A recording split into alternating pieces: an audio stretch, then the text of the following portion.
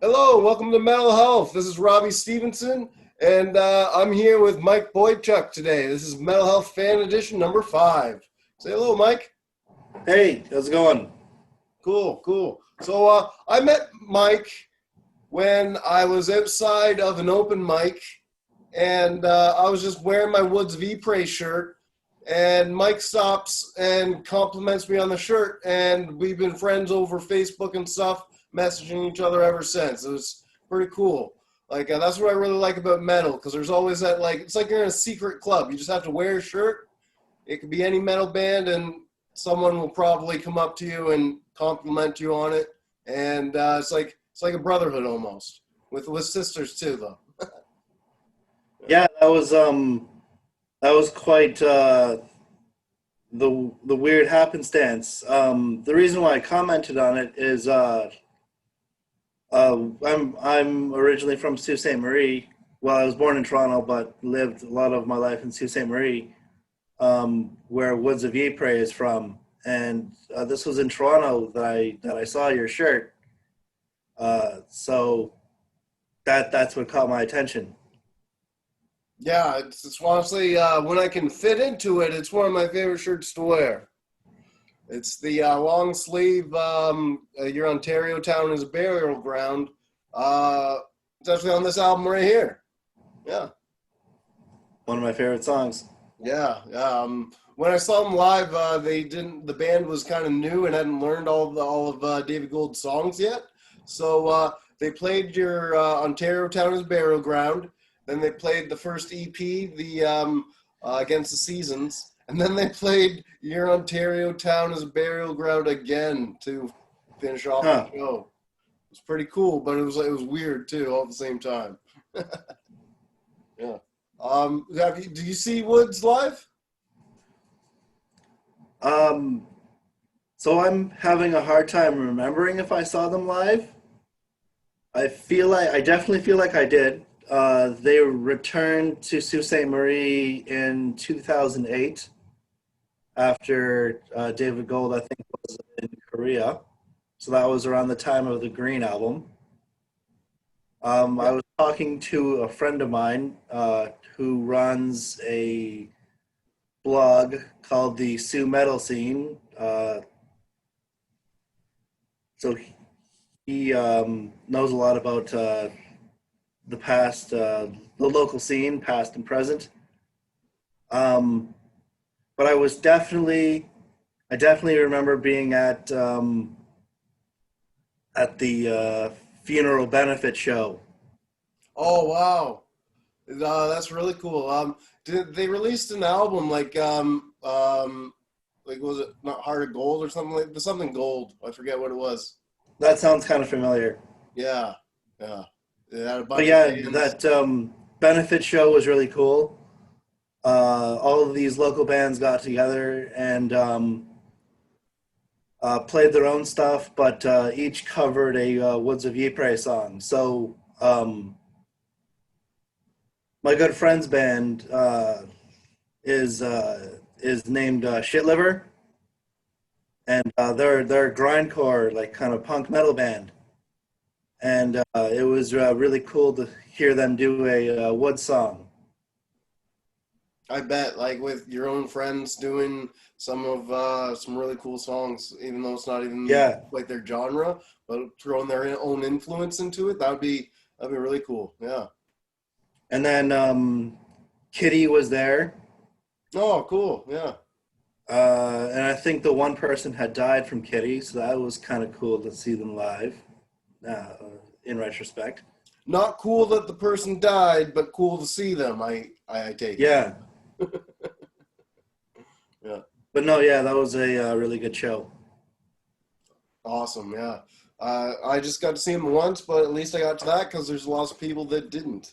That's the thing about music; it's around forever, right? So you can pick it up, and then you find out the history afterwards. You're saying one of your favorite bands is Tool. I've never been able to see them. I liked them a lot when I was a kid, but I've never seen them yet. But all I hear is good things about the live show. And the only thing is, I think that the last three albums, like they found their sound and then they just haven't really messed with it in the last 20 years.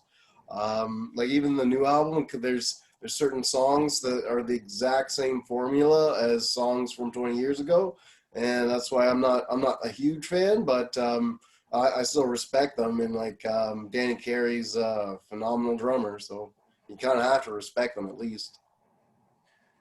Yeah, with Tool, um, Anemia, uh, sh- um, what is it?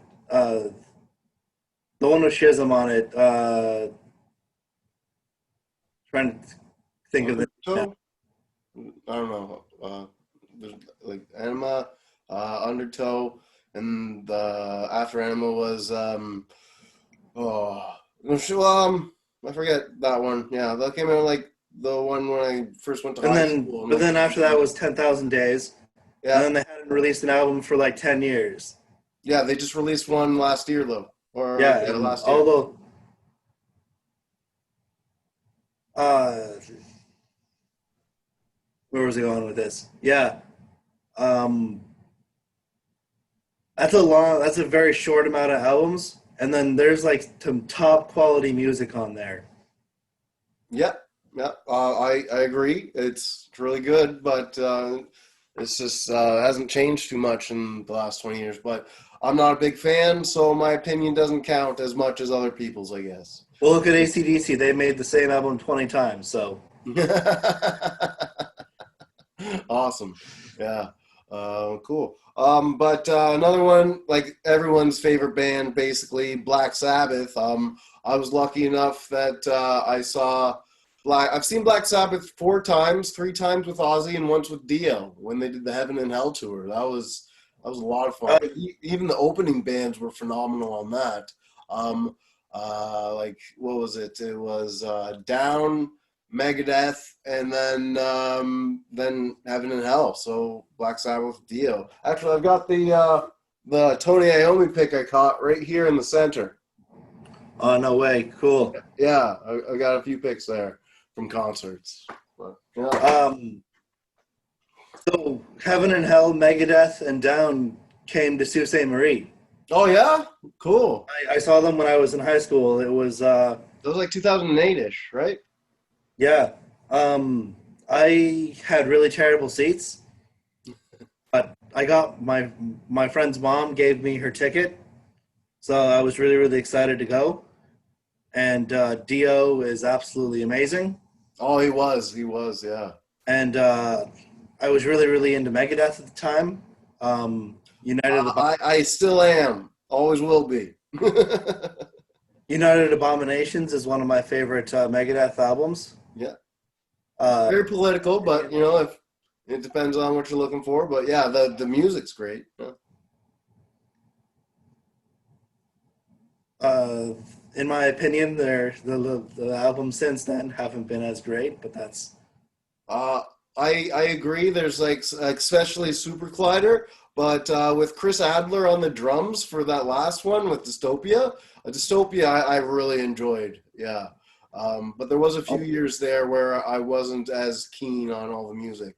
But I'll try to give that one another listen, see if I might enjoy it another time. yeah, I suggest you do. It's pretty cool. Yeah, but as far But as favorite Megadeth goes, I'd have to say the old days. It would be So Far So Good, So What. Like everyone loves Rust in Peace. Rust in Peace is by hands down the best thrash metal album out there, in my opinion. And like it's just so good. But like everyone loves it, so you have to pick a different one because it's just so obvious, right? So yeah, I go with So Far So Good, So What, and yeah, then that's up there for me as well. yeah, and then uh, when they get heavy again after Cryptic Writing and Risk with A World Needs a Hero. I really like that one too, especially with being a recovering drug addict. Like songs like Disconnect, they just really hit home with me.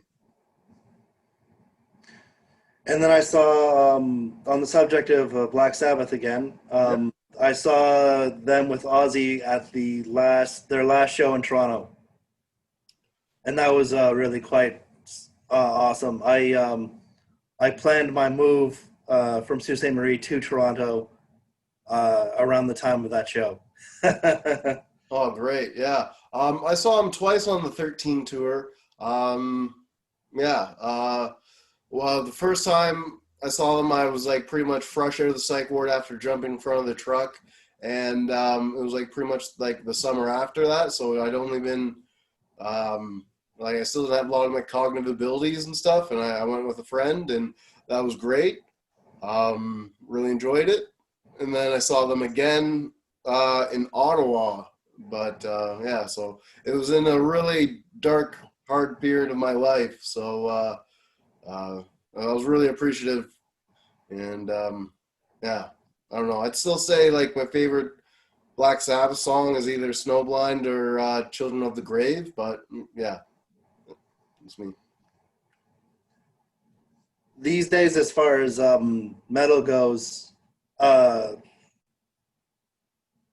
I'm really into like the stoner psychedelic doom. Okay, cool. Yeah. So that's why Black Sabbath remains one of my favorite bands. There's a really great YouTube channel that I follow, Stoned Meadow of Doom. Okay, I'll check that out. Yeah, find all these like underground, lesser known bands, um, and post their full albums on YouTube, which, for better or for worse, gets them exposure, but maybe not all the um, Monetize money with the YouTube. Is that what you're getting at? well, I mean, this guy like takes the album, like talks to the bands and stuff. Okay. So there has been like complaints in the past of like the band's not getting like anything from it, I guess. Okay. But besides, but anyways, he really has a knack for finding some really really good music, and then just that whole genre as a whole is like basically what I listen to these days. All right, that's cool. There's a lot of music that I've been listening to lately, but I don't like specifically stay in one genre. I really like the new Cattle Decapitation album, and like They came to Sault Ste. Marie as well. yeah, yeah, cool. Um, Yeah, they're vegans, and that then was it's that was called Cattle Decapitation. That's pretty funny. Yeah. I work at a vegan restaurant, so I'm hoping I can get them to come visit me at work one day. That'd be sweet. Yeah. I really like the new Demons and Wizards too, though. So like, it's I don't really stick to one genre, but that's yeah. I listen to everything as well. yeah. I actually I bought one of my first completely non-metal albums, like from a band that I didn't really know, but like I was told I listened to them a bit over YouTube, and I was like, I actually like this. And you can make fun of me all you want, people, but I bought a City in Color album. I did that. But he That's was with in Alexis on Fire, and that was pretty cool. So yeah. I don't really care for Alexis on Fire myself, but I really like the Northern. That's a really cool song. cool. Yeah. See them as I did see Alexis on Fire live as well. I've never seen them live or anything, but still cool. My old roommate liked them a lot, and yeah, so I heard it from him more than anything else. But yeah, cool. All right. Do you want to talk about some more local bands and stuff that you really like? Sure. Uh, so the local scene isn't happening too much these Well, days. not right now with COVID. Yeah. Yeah. Well, even before then, it was struggling, but I guess that's the kind of nature of a small northern Ontario town. You mean your Um, Ontario town is a burial ground? yeah. But Not to say that the scene does still exist, and there are some really great bands from past years. I was mentioning Shit Liver, Yeah. the grindcore band. Uh, they're on hiatus right now, but I was friends with those guys since I was 16, going to all ages punk and metal shows, and Algoma is another great band. Yeah. You got the shirt on. Yeah, Cool. they're similar to I Hate God, Okay. um, kind of stoner doom thing again. And then back in the back in the heydays of Woods, there was bands like Gates of Winter. Not sure if you're familiar with them. No, the only bands I know from like back then that were smaller was like Will the Ancients and Wolven Ancestry. I mostly stuck with the mainstream stuff back then. Yeah.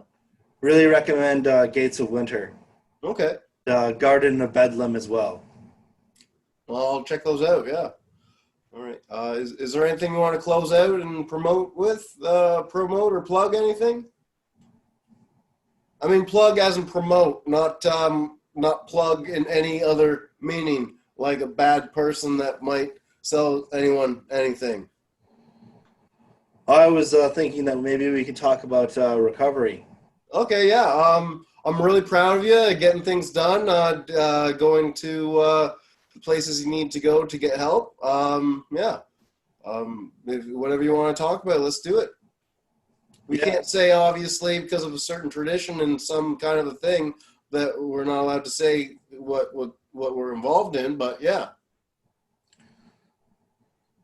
So recovery and music is a tricky one.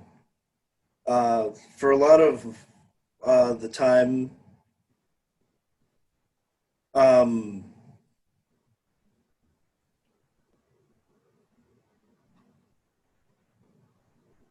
Yep.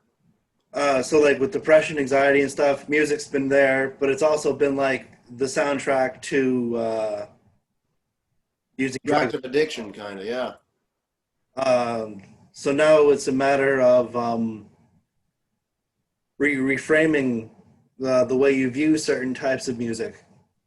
Uh, to be more of a not really associating that with the times that you were intoxicated. Um, and I've been trying to learn how to do that. Um, I'm never going to stop enjoying those kind of things. So that's why it's so important, but it can be tricky sometimes. Yeah. Just knowing that if I go to a show now, I'm gonna remember the show and not be focused on anything else during the show. That's great. Um, Actually, it's an album that I really enjoy now that I didn't really enjoy when it first came out was All That Remains Overcome, because I hear a lot of recovery in that album, whether it's actually there or not. But with some of the lyrics in my head, I twist it to recovery, and there's a lot of bands that do that for me now that I didn't hear before. I've mentioned Shit Liver a few times. A few years ago, the guitarist vocalist was in uh, was in recovery, and I found that a big inspiration for me to get better as well. Yeah, it's great.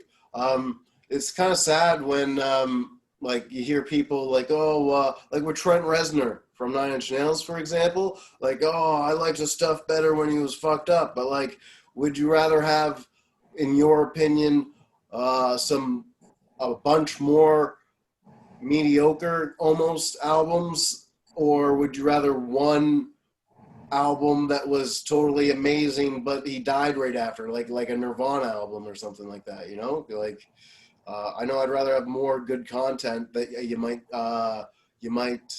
connect more later on with in life than just have the guy die. Like, it's Yeah. yeah. All right. Is there anything else you want to talk about?